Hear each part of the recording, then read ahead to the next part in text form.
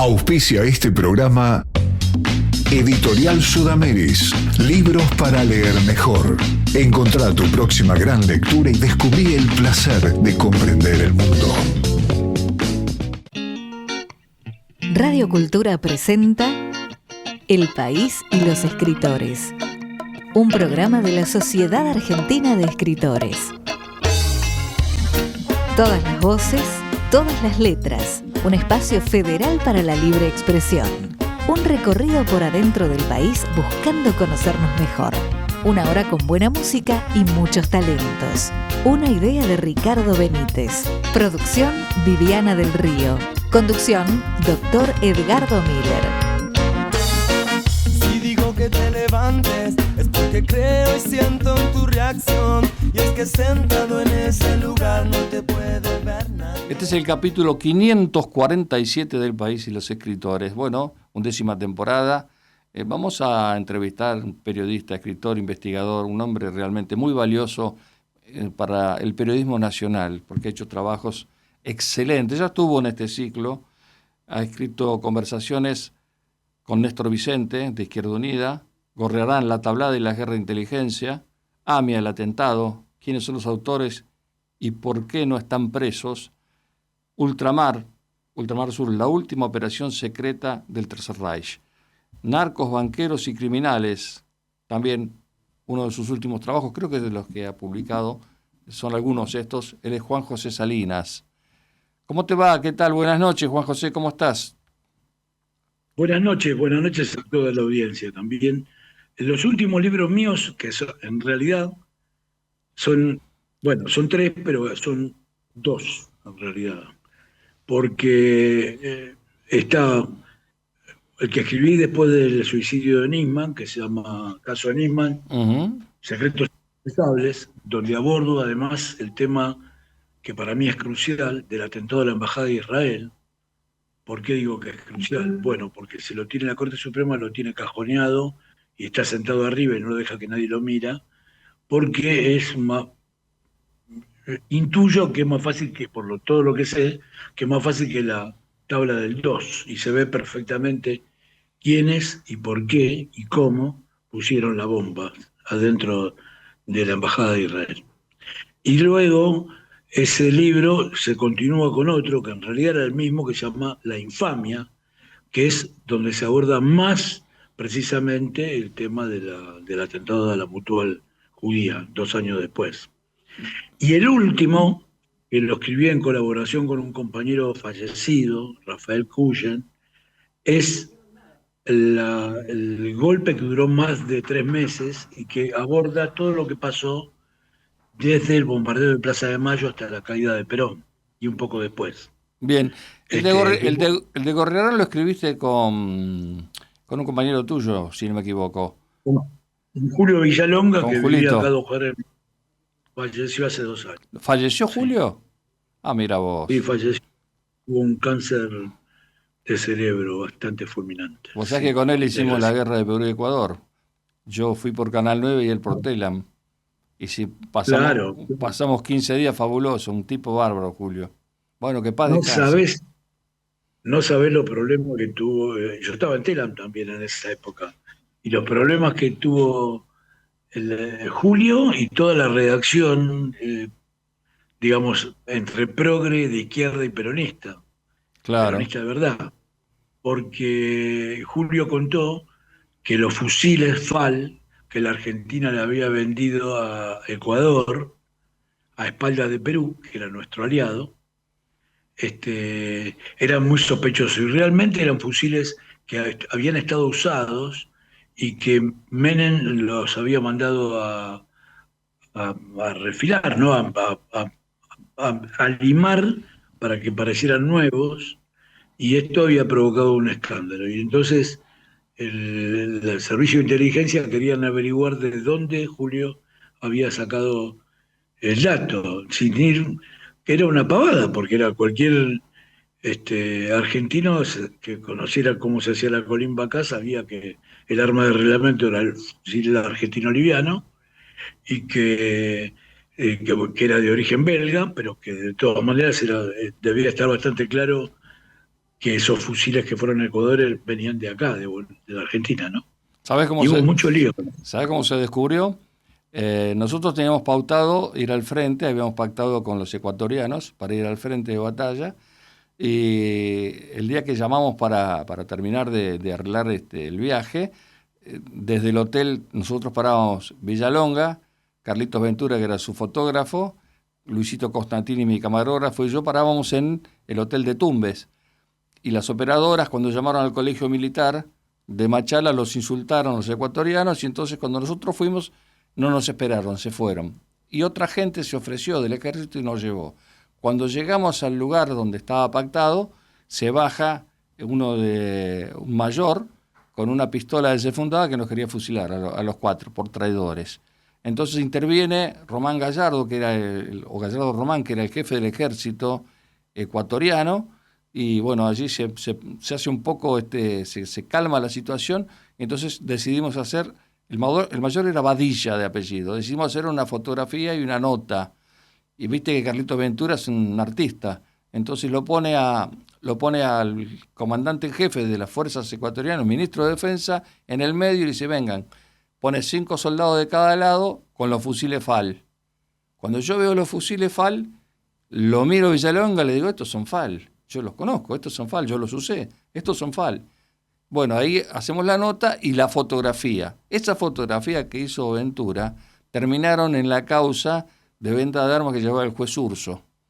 Es cierto, totalmente cierto, es así la situación. Urso me dice, hay que aportarlas en forma clandestina. Urso ya sabía cómo eran las armas que venían de Río Tercero, por eso volaron Río Tercero. Eso es totalmente cierto, lo que dijo Villalonga. Los fusiles venían no solo de Río Tercero, venían mucho de Neuquén, porque Menem, antes había disuelto, había acabado con el servicio militar obligatorio, con la colimba. Eso le sirvió para hacerse de una provisión grande de fusiles, porque antes de todo eso había desarticulado fabricaciones militares. Entonces, realmente no se estaban fabricando fusiles. No. Él se compromete a vender una cosa que no tenía. Y por eso se hace los fusiles viejos y los hace pasar por nuevos, ¿no? Sí, ahí el que pone la plata y lo compra es un empresario ecuatoriano, Sacén de apellido, es el tipo que compra los fusiles que después queda, porque algunos fusiles no funcionaban. Sí, medio nazi. Bueno, nosotros nos llamó la atención algo con Villalonga. Cuando llegamos a Ecuador, hay una historia que yo cuento en un libro que es maravillosa, porque Villalonga se olvida la plata en el hotel de Tumbes y ya estábamos en Guayaquil. Entonces, bueno, yo me pego la vuelta y mañana los encuentro. Y dice, yo cuando voy a Quito paro en el Sheraton. Siempre, dice. Bueno, entonces Villalonga se vuelve a buscar la plata al hotel, nosotros llegamos a Quito y le decimos al tachero, por favor, al Sheraton. Y el tipo empezó a dar vueltas y en un momento se planta. Dice, no, mire, acá no hay Sheraton en Quito. ¿Cómo no hay? Si tenemos, no, acá no hay, señor. Bueno, el otro día volvió Villalonga con la plata, $6.000 se había dejado en la caja fuerte, que fue extraordinario, y ahí nos acreditamos y la prensa y los ecuatorianos nos trataban como si fuéramos, qué sé yo, compadres, ¿viste? Un trato extraordinario, notas en la televisión, claro, porque estaba el tema de las armas, pero además ellos tenían armas israelitas, las armas de puño eran pistolas israelitas las que usaban. Sí, debían ser, sí. Bueno, nada, te decía que con respecto al tema de los submarinos, yo me quedé tan contento con ese libro. Ese libro, el disparador fue alguna cosa que me contó Carlos de Nápoli mientras yo era director de un diario en Rosario, del Ciudadano, en el año 2000. Y entonces ahí empezamos con la campaña, empecé a escribir estando en el diario, publicando unos fascículos que iban adentro, ¿no? En el medio del diario, sobre la andadura de estos submarinos. El libro, al final, yo me quedé tan conforme, tan contento con el libro, que no quise seguir escribiendo del tema, porque si bien es probable, esa era una operación planificada para que Hitler se instalara en la Patagonia. Pero yo no tengo claro que haya venido en alguno de los submarinos que hemos detectado hasta ahora. Sí, que han de haber venido media docena. Por lo tanto, que debe haber dos o tres cascos más, además del que descubrió Basti, enterrados o cerca de la costa argentina marítima. Ahora bien, el tema de si Hitler vino o no vino, que lo abordó Basti escribiendo varios libros, a mí me dejó de interesar, porque si vino, realmente no movió el amperímetro. La presencia, la huida de Hitler eh, fue eh, protegida por el almirantazgo británico y por Churchill. ¿Por qué? Porque tenían la idea de dar vuelta las alianzas que habían tenido durante la Segunda Guerra y aprovechando las tropas alemanas que estaban acantonadas sobre todo en Holanda y en otros sitios y que estaban siendo alimentadas por los aliados, iniciar la guerra contra Rusia, contra la Unión Soviética, va, para decirlo bien. Y todos esos 3 meses que van desde la rendición de los nazis en Alemania a las bombas sobre Hiroshima y Nagasaki, hubo un intenso debate en Estados Unidos sobre si atacar a Rusia, atacar a la Unión Soviética, que eran sus aliados hasta Ujú. ese momento. Ahora, una vez que se tiraron las bombas atómicas, ya eso no tenía importancia. Y por lo tanto, la figura de Hitler, que era muy importante si se quería contar con los remanentes de las tropas alemanas para pelear contra el comunismo, ya no tenía importancia. Entonces, creo que es muy posible que Hitler haya venido a la Argentina, tal como planteó en muchos libros Abel Basti. Pero a mí me dejó de interesar porque los nazis nunca más levantaron cabeza, pero sí inficcionaron un montón de estructuras en Argentina, estatales, pero que ya eran gente de ultraderecha. O sea, ningún nazi alemán hizo que después de la guerra que la derecha argentina fuera distinta a lo que ya era, ¿no? O sea, a Ujú. mí no me interesó tanto el tema de si Hitler estuvo en la Argentina. Y me quedé muy contento con el libro de los submarinos, de haber probado que habían venido varios submarinos y que el Estado argentino lo había ocultado, a través, sobre todo, del informe de la SEANA, que es un informe infame, que todavía sigue siendo la palabra oficial del Estado argentino, porque nunca se dijo que es falso, y es falso como una perla de cristal, ¿no? Es totalmente falso. Pero el capítulo de los submarinos de aquel informe oficial lo hizo un historiador canadiense, hasta entonces tenía muy buena reputación, Ronald Newton, y dijo que solamente los dos submarinos que se habían entregado a Mar del Plata eran los que faltaban ubicar. Y esto era mentira, había por lo menos una larga decena de submarinos que no estaban ubicados. Pero bueno, este canadiense vino acá, se alojó en el Hotel Alvear, llevó una vida muy buena y le dijo al gobierno de Menem lo que el gobierno de Menem quería escuchar. Ahí está. Ahora, sí, yo tengo la sensación, a mí me gusta mucho cómo trabaja Abel, ha estado varias veces en este programa. Eh, Creo que es posible que Hitler, tengo la certeza que es posible por mucha documentación, no solamente lo de Abel, hay otras cosas también. Pero bueno, oficialmente nunca se va a reconocer. Esto yo lo tengo muy claro. Si el informe vos contrarrestaste con una investigación periodística, encontraste los submarinos y el informe sigue siendo el mismo, la negación del Estado de las pruebas que vos aportás, bueno, ¿qué podemos pensar de que mañana te confirmen o que haya información clasificada que diga que Hitler vivió? Hay muchos testimonios. Pero al principio. Sí, del FBI hay mucho material.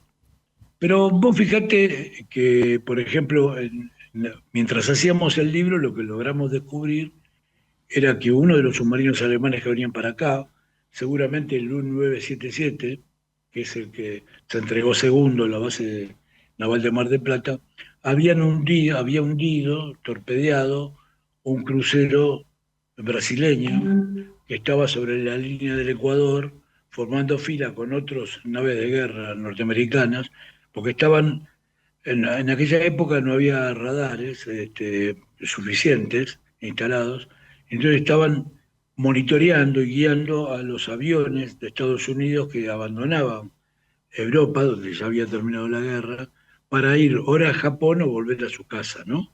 Entonces cruzaban de Dakar a Natal, en Brasil, y en el medio es el lugar más estrecho del Atlántico, y en el medio había 4 barcos. El más cercano a la costa brasileña era el cruzador Bahía, el crucero Bahía, de la Marina brasileña, y nosotros en el libro pensamos que demostramos claramente que había sido hundido por uno de los submarinos alemanes, que además ni siquiera éramos originales en postularlo, sí en demostrarlo, porque ya había habido marinos brasileños que lo habían postulado, ¿no? Ajá. Y, y entonces, sin embargo, no hubo investigación. El libro se publicó en Brasil y yo, iluso, pensaba que iba a desatar una gran investigación. ¿Por qué?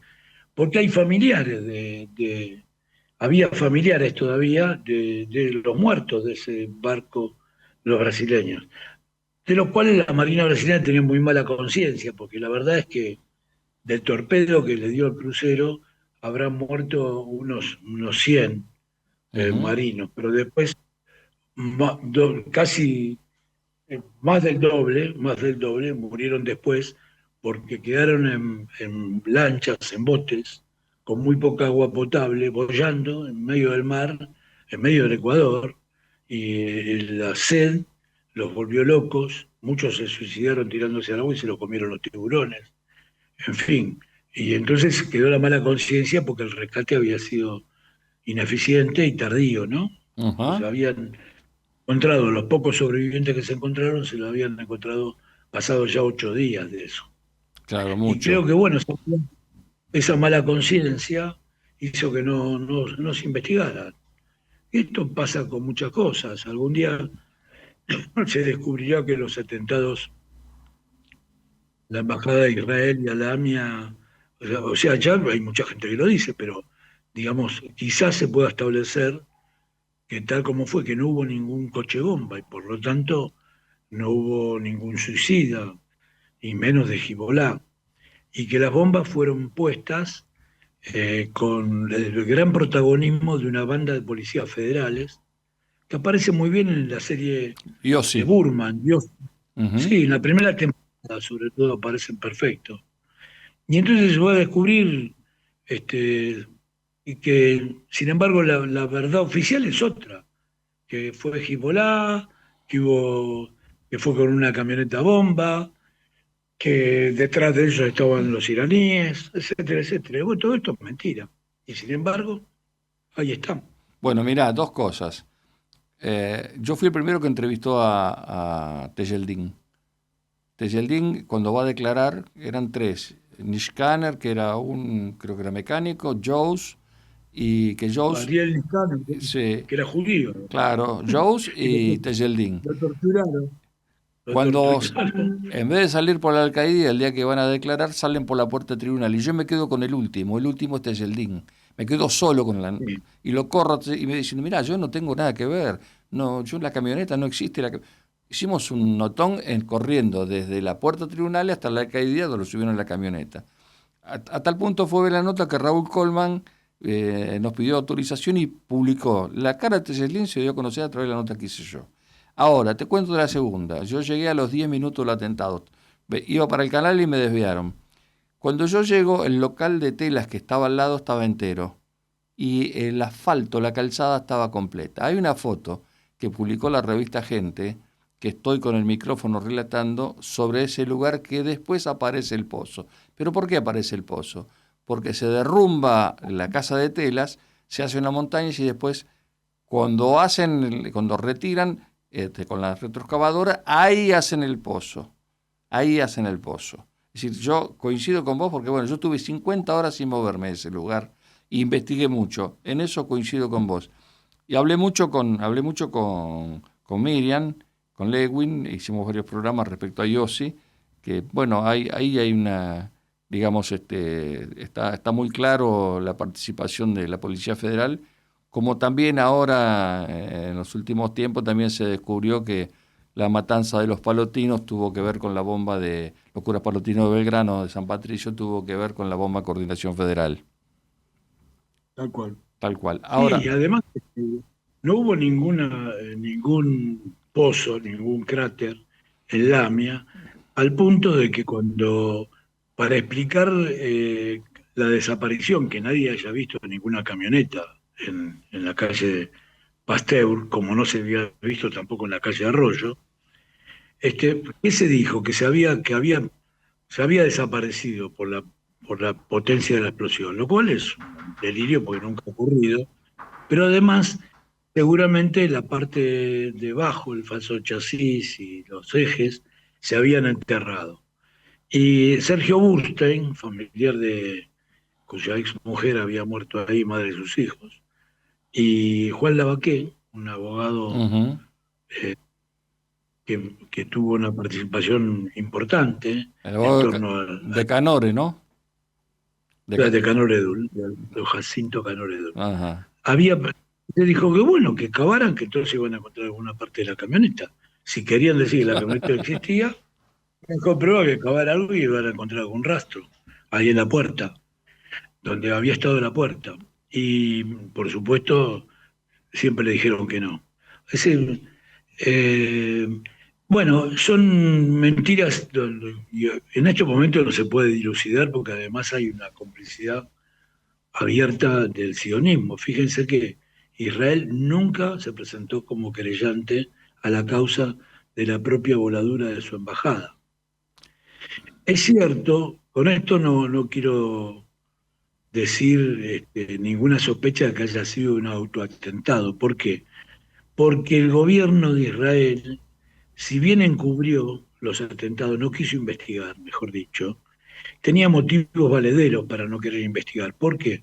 Porque el primer ministro Isaac Rabin ya había hecho un acuerdo de paz con Yasser Arafat de la Autoridad Palestina, de Al-Fatah, y lo había permitido que dejara el exilio en Túnez y se instalara en la Muqtada, en la Cisjordania, en una antigua cárcel, o pusiera su sede de gobierno en Palestina. Y estaba tratando de hacer lo mismo, de llegar a un acuerdo de paz con Siria, que consistía en devolverle a Siria las alturas del Golán, la meseta del Ujú. Golán,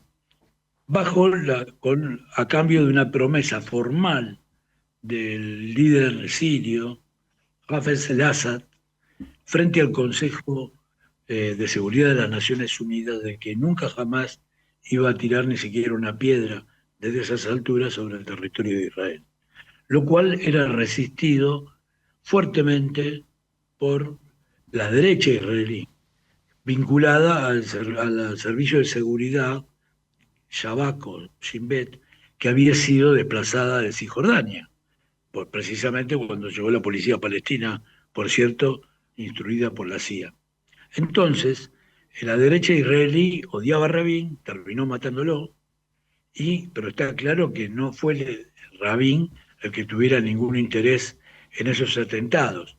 Pero sí quizá haya habido alguna participación de los servicios de inteligencia de los ultraderechistas israelíes interesados en boicotear los planes de paz de Rabin.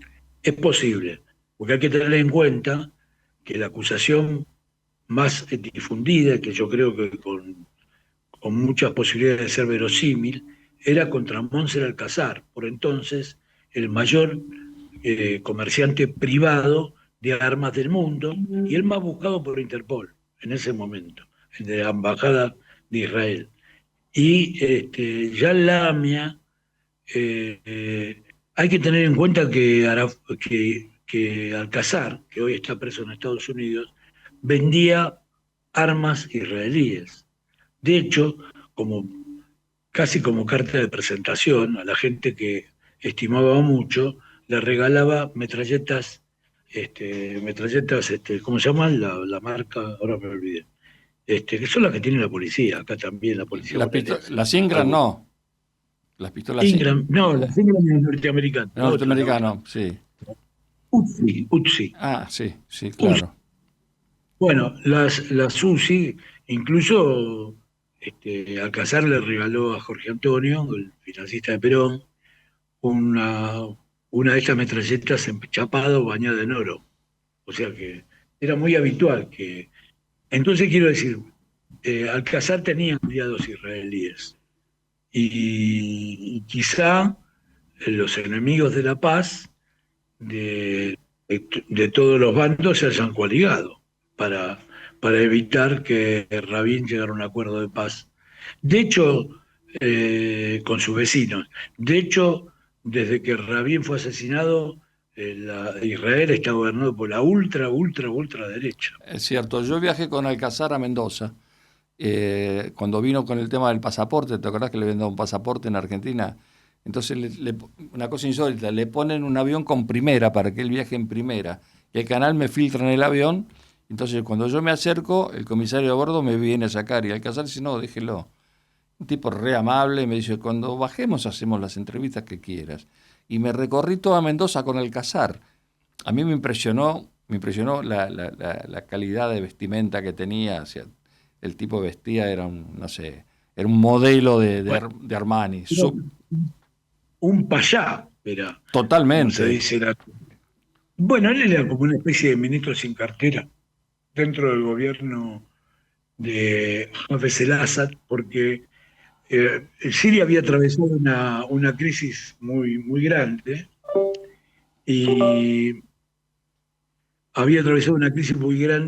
y necesitaba divisas en forma desesperada. Y Alcazar no solo hacía negocios para él, sino también hacía negocios para el gobierno sirio. Lógico.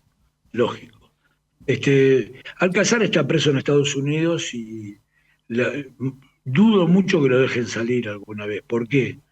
Por lo mismo que pasó con Manuel Noriega, ¿no?, de Panamá, porque son gente que conoce muchos secretos. Alcazar había hecho varios trabajos para la CIA y sobre todo tenía una relación excelente con los servicios de inteligencia de España de entonces, el CECID.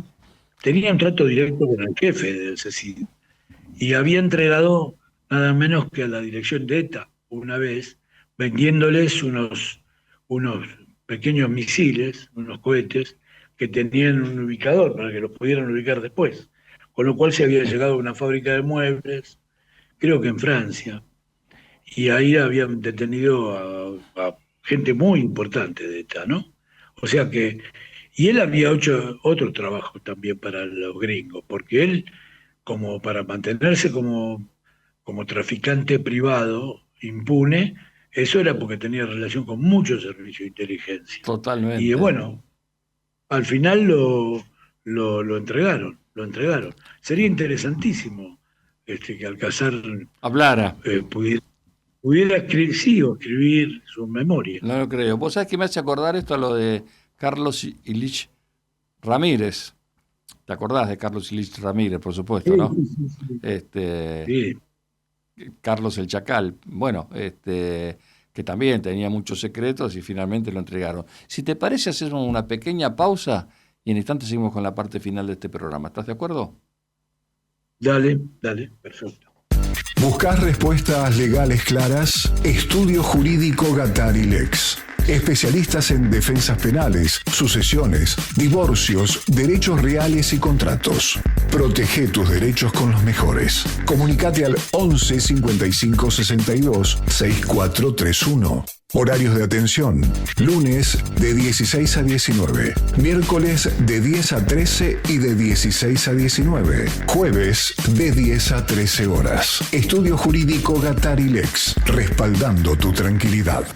Jubileo, la trama secreta. Uno de los casos más enigmáticos de la historia policial argentina. Una desaparición llena de interrogantes y pistas falsas. Jubileo, la trama secreta, de Ricardo Filiguera.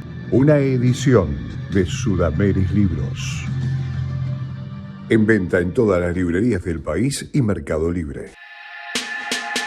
Si tenés un manuscrito guardado, una historia que contar o una investigación que querés compartir, este es el momento. Hacé realidad tus sueños y publica tu libro con los que de verdad saben de esto. Podés arrancar con ediciones desde tan solo 50 ejemplares. Dale vida a tu proyecto. Comunicate hoy mismo por teléfono a WhatsApp 11 5400 2345. Te lo repito para que lo anotes bien. 11 5400 2345. Tu libro puede estar en las librerías muy pronto. Bueno, estamos con el capítulo 547, escuchando atentamente a Juan José Salinas, un grandísimo investigador, un libro abierto, es un libro abierto de la historia, de temas que me tocó, bueno, hemos coincidido. Ahora, a propósito, hablaste del primer atentado, el de la Embajada de Israel, que por competencia constitucional lo tiene la Corte Suprema porque es territorio extranjero, ¿no? ¿Tiene que ver con el atentado a la AMIA, también en la federal? Sí, por supuesto. Y yo tengo una hipótesis, pero eso es solamente una hipótesis, que es que lo que pasó fue que luego del atentado a la Embajada de Israel, Monser Alcázar se encontraba en Buenos Aires y era el tipo individual más buscado por Interpol. El gobierno de Menem entró en pánico y lo expulsó mejor dicho, sí, quería que se fuera. Entonces, Monser Alcázar se había hecho socio de un tal Jamal Batij, de la colonia siria, pero en Chile, que tenía mucha relación con la familia Pinochet, y que con uno de los miembros de la familia Pinochet se había dedicado a exportar cocaína hacia California, dentro de motores de camiones Ford que se enviaban para rectificar. Y Monser Alcázar estaba muy interesado en abrir. ¿Se acuerdan que se quería instalar en Mendoza, que se había querido instalar en Mendoza con otros muchos traficantes de armas amigos de él? Y bueno, eso tiene una explicación, que seguramente estaba pensando en abrir una ruta de exportación hacia el Asia, donde la cocaína es mucho más cara, se vende al público mucho más caro que en Europa y que en Estados Unidos, y que era un mercado emergente, Japón, etcétera, etcétera. Y te decía esto porque Alcázar, cuando lo cubrieron acá, porque él se toma un avión con Jalal Batij, con su primo, hacia España. Y en España lo captura el juez Garzón, que había ido con un servicio de inteligencia pequeñito, otro, para capturarlo. No, a Batij no lo meten preso porque no sabía sus antecedentes, Garzón, pero sí Alcázar, y le tira con el Código Penal por la cabeza. O sea, lo acusaban de todo, de un asesinato, de muchas cosas. Y entonces parecía que Alcázar nunca iba a salir de la cárcel. Sin embargo, salió de la cárcel porque los testigos que estaban contra él se empezaron a desdecir. Algunos se murieron de forma muy rara, cayéndose en un edificio en construcción desde el 8º piso, y que solamente quedó, con lo cual las acusaciones se le fueron cayendo. Según me dijo el juez Baltasar Garzón, me cortaron la causa en filetes, me la desaparecieron. Ustedes piensan que muchas de estas causas estaban en Marbella, ciudad donde la justicia estaba en manos de la mafia directamente. Había pasado, se han hecho películas sobre esto. Estaba en manos de la mafia.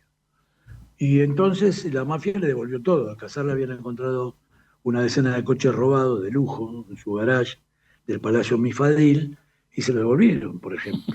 Entonces solamente le había quedado una acusación, que era la asistencia, el protagonismo en el secuestro del crucero Aquile Lauro, que era un barco, no sé si se acuerda, hay películas sobre esto, porque lo habían secuestrado un comando de palestinos en Túnez, y habían matado a un pasajero de nacionalidad norteamericana, judío y paralítico, que lo habían tirado por la borda con su silla de ruedas. Y después, cuando se escapan los palestinos, los agarran al jefe, y resulta que los palestinos se estaban moviendo con pasaportes argentinos, confeccionados en la Escuela de Mecánica de la Armada. en la época de la dictadura. Ujú.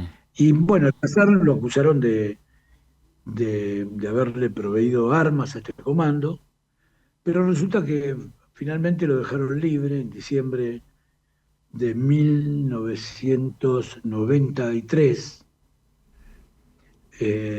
porque no hubo pruebas.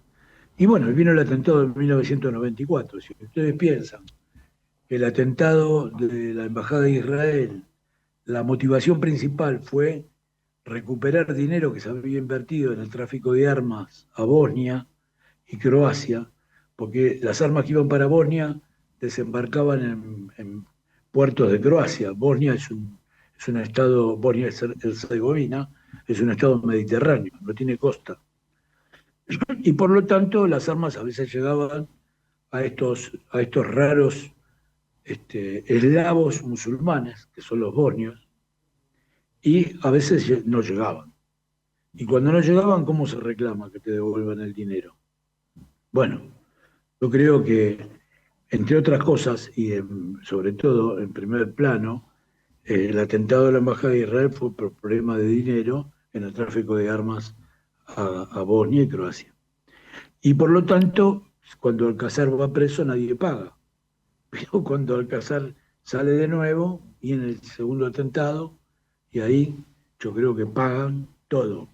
Fíjense que el banco, que quiebra el Banco Patricios, que era de la familia Polki, Ujú. y luego el Banco Mayo, al cual De Veraja. el gobierno de Beraja, que era el jefe de la DAIA, Ujú. al mismo tiempo, que además el gobierno, antes de que quebrara, el gobierno nacional le había pasado, no me acuerdo ahora, creo que $300 millones, un desastre. Un- una guita que nunca más se vio, esto. Y que Beraja lo debe ver después, también Beraja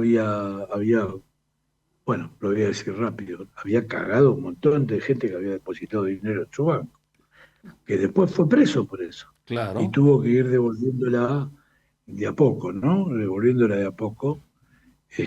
Sin embargo, nunca se lo juzgó como era debido, por haber desviado la causa, porque Beraja desvía la causa desde el primer momento. Se ponen de acuerdo con la CIDE, nombran al juez Galeano y se dedican a desviar la causa y a echarle la culpa a gente que nada que ver. Con bastante, todavía tenían algún pudor, porque no llegan a hacer la barbarie que hace Nisman tiempo después, ¿no? Que es echarle la culpa directamente a un expresidente iraní y a un montón de altos funcionarios. Acusación que lo iba a llevar a la ruina, porque Nisman no estaba en condiciones de ninguna manera de ir a Irán a interrogar a esos altos funcionarios iraníes porque no tenía absolutamente nada contra ellos. Y esto creo que lo pude demostrar fehacientemente en mis libros, mis últimos libros, este, eh, sobre todo en La Infamia, porque los iraníes se reunían con la CIDE tranquilamente, los acusados como Rabani, se reunían y la CIDE le decía, nosotros sabemos que no tiene nada que ver, pero ahora nos interesa que la CIDE tenga relación con el servicio de inteligencia iraní para ver si podemos prevenir otros atentados y colaborar. O sea, estaba claro para los espías argentinos que los iraníes no tenían un pepino que ver. Y después había intervenciones de Estados Unidos y de Israel para echarle la culpa a este Rabani, que era un clérigo, y que por favor se fuera de la Argentina y no volviera nunca más, para poder seguir acusándolo sin necesidad. Sin necesidad. Bueno, esperamos un ratito, voy a abrir una puerta porque Bueno, si hacemos no, una pequeña pausa. Estamos conversando con Juan José Salinas. Interesantísimo todo el material que ha compilado, investigado. Realmente un hombre muy, muy interesante porque, bueno, está hablando de temas no tan lejanos en la Argentina, los atentados del 90, 92 Embajada y 94 la AMIA. Está hablando de Nisman. del cual todavía hay tantas dudas respecto a la investigación, si fue un suicidio, si lo asesinaron. Bueno, hay tantas teorías sobre esto, a tal punto que ahora fue procesada la fiscal Fein, que fue la primera que investigó el tema de Nisman por una mala praxis procesal. Pero bueno, Salinas es un hombre que ha hecho muchísimo trabajo y ha demostrado seriedad en cuanto que, por ejemplo, la afirmación de los submarinos está en su último libro, los encontraron. Especialmente los encontró Abel Basti, que hizo la investigación hasta el final. Y la documentación que hay, una documentación que no ha trascendido mucho porque en definitiva todavía hay información clasificada y la desclasificada no es información que sea verídica, sino falsa. Te quería preguntar, gracias por volver, me dicen aquí que te corras a la derecha, por favor. Aunque no te guste, correte a la derecha un poquito. Ah, estás bárbaro. Te preguntar de Nisman, porque es un tema que siempre me da muchas dudas qué pasó con la vida de Nisman. Yo conocí a Nisman cuando hizo el juicio con la Rambevere de la copadura, ¿te acordás de la tablada del MTP? No, que ahí no acusó a Nisman, se hizo realmente pasó de largo su trabajo de fiscal. Bueno, que es un antecedente que poca gente conoce. No tenemos audio tuyo ahora, ¿eh? A ver. Nos quedamos sin audio. A ver, ahora tenemos audio, te escucho. Hola. Sí, ¿me escuchás? Sí. Bueno. No, digo, estaba arreglado con el ejército y con la policía de toda la vida. Lo descubre Julio Villalonga, ya que hablaste con él, porque lo va a entrevistar y ve que tiene todo su escritorio con cosas del ejército. Ya está. ¿Y qué pasó después? ¿Había arreglado con la causa? No. ¿Qué pasó después que Nisman se suicidó? ¿Cuál es tu versión? ¿Cuál es lo vos investigaste mucho el tema? Está clarísimo. Escribí todo un libro antes que lo escribiera otros periodistas. Yo escribí un libro que se llama Caso Nisman, Secretos Inconfesables, donde explico que con toda claridad se suicidó, que no hay ninguna duda. Es todo un invento. No hay ninguna duda de que se suicidó. Es un suicidio para vos. ¿Y en qué se motivó? ¿Que no tenía absolutamente nada contra el Estado argentino, contra Cristina Fernández? No tenía absolutamente ninguna prueba y además iba a salir todos sus chanchullos, toda la guita. Era un corrupto, absolutamente corrupto. Y entonces todo esto iba a salir a flote porque había toda una táctica de Cristina para desenmascararlo en el Congreso. Y en realidad Patricia Bullrich y Laura Alonso lo habían condenado a muerte, porque al apretarlo para que tuviera que comparecer en el Senado, cuando él no podía comparecer frente a nadie, porque no tenía nada más que lo que había dicho en TN. No tenía ninguna prueba de nada. Era todo un rollo inducido, pues yo creo que inducido por los israelíes, que lo habían convencido de que lo iban a echar de su puesto. Era cierto que las tres asociaciones de familiares, los tres grupos de familiares de las víctimas del atentado a la AMIA, le habían quitado su confianza y querían que se fuera, querían que lo relevara. Pero no está para nada comprobado que la procuradora Alejandra Gil Carbó lo fuera a echar. Eso es algo que lo habían convencido a Nisman de eso. Y Nisman estaba flojo de papeles.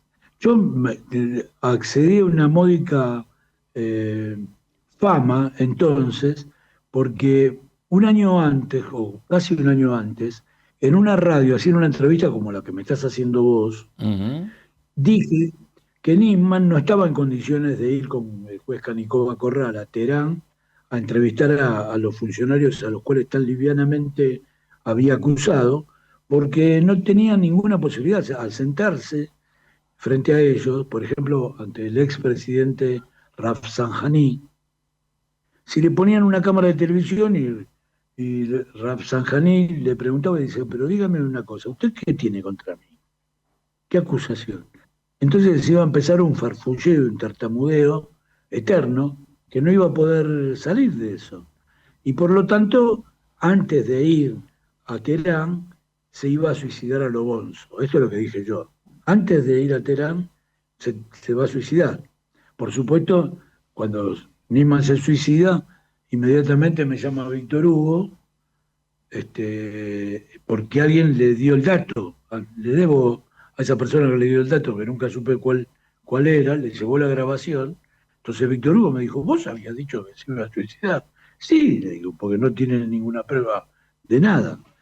Y bueno, todo esto se quedó archidemostrado, porque, por ejemplo, después de la muerte de Nisman, vinieron 3 fiscales nuevos a la unidad, a la UFIAMIA, coordinadas por Juan Patricio Murray, que intervino en los servicios, los locales de la CID, de los servicios de inteligencia, recabando todo tipo de material, que quedó clarísimo que los iraníes no tenían un pepino que ver, por los propios servicios de inteligencia argentinos, y que todo lo que había hecho Nisman no tenía nada. Se había pasado 10 años ganando un montón de plata, estafando a otros, cobrándole a sus empleados, y haciendo todo tipo de trampichuelas y comprando cosas, corrompiéndose y siguiendo al pie de la letra los dictados de los servicios de inteligencia extranjeros,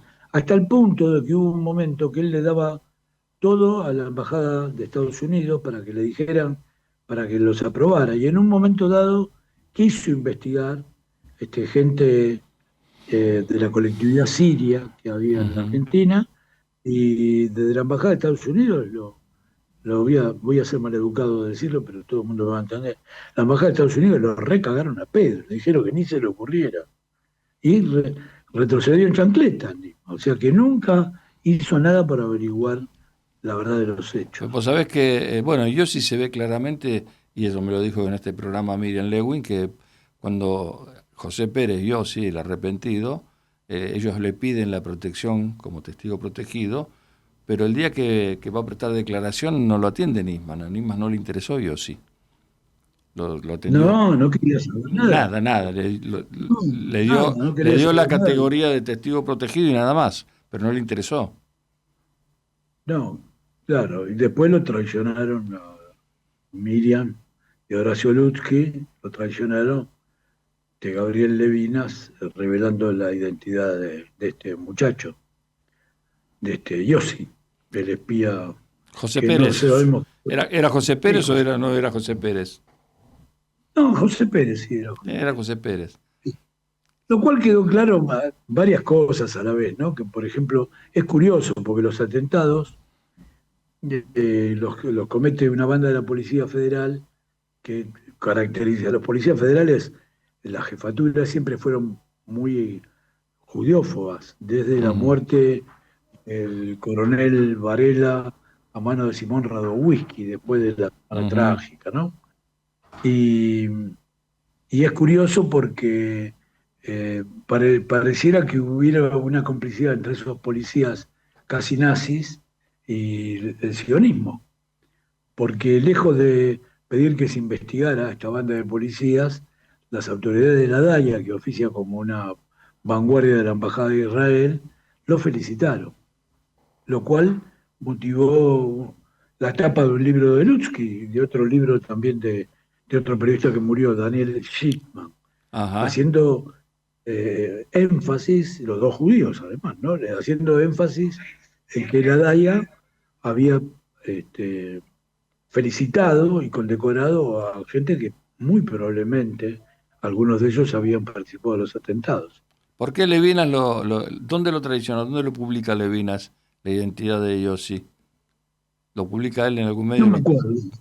Sí, no me acuerdo en qué medio, pero sí lo publica. Porque solamente Lutzky y Miriam lo habían entrevistado a Yossi. Mira, yo había tenido la suerte, increíble, que Miriam me lo había contado. Y entonces en mi libro, Caso Nisman, Secretos Inconfesables, uno de los últimos capítulos estaba resumida la historia de Yossi. Te la había esto contado. salió antes. Te la había Salió Te lo había me lo contado, había contado. Miriam, Sí, me había contado la historia, sí. una gran Yo investigadora. la publiqué. Aparte le había costado mucho porque tenía entrevistas muy espaciadas con Yossi. Yossi se desaparecía 8 meses y después retomaban. Sí, no estoy al tanto de todo eso porque eh, Horacio Lutzki no se ha portado bien conmigo. Miriam era la mejor amiga de mi hermano Luis, Ujú, muerto en el año 2007. Era la mejor amiga, hasta tal punto que cuando mi hermano, al cual yo adoraba, ujú. se enfermó de cáncer y me lo contó, la primera persona que se lo conté fue Miriam Lewin. Y, y mi hermano, desde la cama en la cual estaba agonizando, le reprochó a Miriam que nunca hubieran tenido un asunto amoroso, a pesar de ser tan amigos. Muy medio socarrón, ¿no?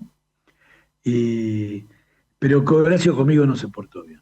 Horacio no se portó bien yo creo que por celos, porque yo había criticado un libro suyo que él dice que es una novela, y que entonces eh, él hizo un alter ego en el libro, no se atreve a decir que era una investigación, y ahí revela que muchas cosas bueno, admite que no hubo coche bomba en esa novela, y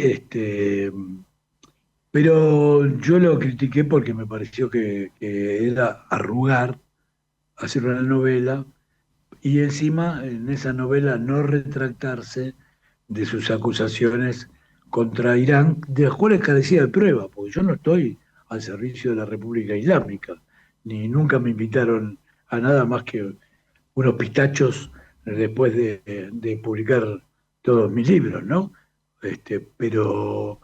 Pero no hay ninguna prueba contra Irán. Esta es la verdad. Esta es la verdad. Es absurdo. No, no contra la República Islámica. No hay ninguna prueba contra ningún ciudadano iraní. Está muy bueno. Bueno, la verdad que se fue volando el tiempo, se disparó el tiempo eh, extraordinario. Yo de Miriam soy muy amigo, la conocí en la cobertura cuando pierde las elecciones Vigi, que era el candidato de Pinochet, y gana Patricio Aylwin. Ahí la conocí, o sea, año 89, de esa época que somos amigos, una gran periodista, gran investigadora y una gran persona. Yo te quiero agradecer muchísimo, Juan José, tu tiempo y tus conocimientos y tus investigaciones que, bueno, vienen a poner a luz a tantos hechos desgraciados que pasaron en la República Argentina. Bueno, estoy a tu disposición cuando necesites algo.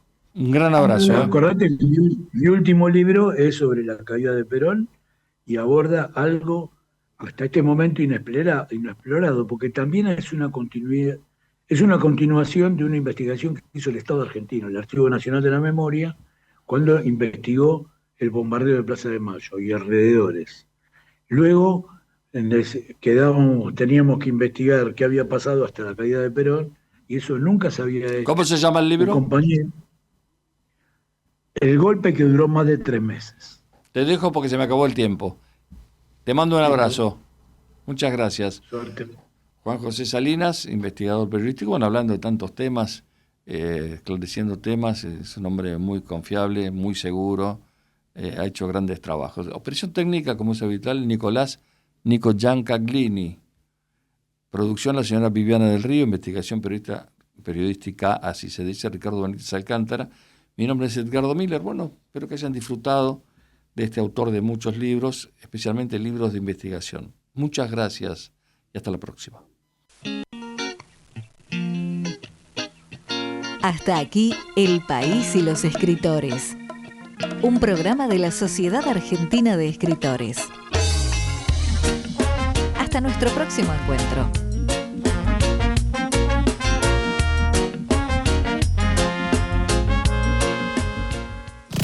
Este bloque fue presentado por Editorial Sudameris. Libros para leer mejor. Cultura, conocimiento e historias que te atrapan.